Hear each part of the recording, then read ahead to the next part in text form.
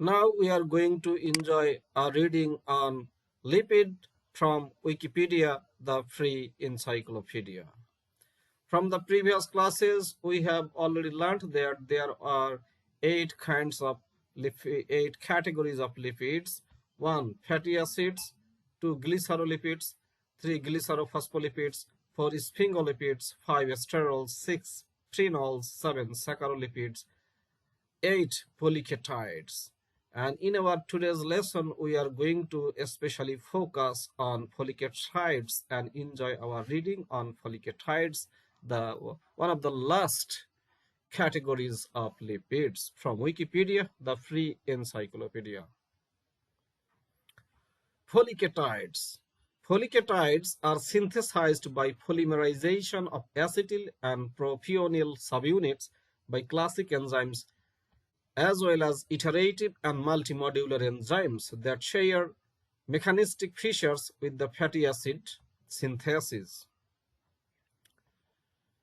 They comprise many secondary metabolites and natural products from animal, plant, bacterial, fungal, and marine sources, and have great structural diversity. Many polyketides are cyclic molecules whose backbones are often further modified by glycosylation, methylation, hydroxylation, oxidation, or other processes. Many commonly used antimicrobial, antiparasitic, and anti-cancer agents are polyketides or polyketide derivatives such as erythromycins, tetracyclines, ivermectins, and anti-tumor epithelions.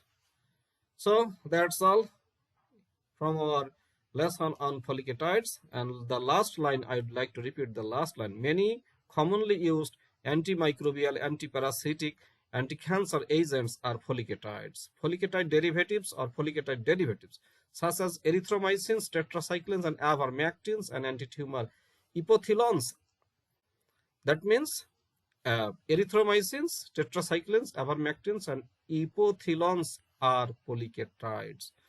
So I think you have already enjoyed listening to this lesson on polyketides, and thank you very much. And once again, I'd like to tell you, I would appreciate any comment, subscription, and share on these videos. Thank you very much.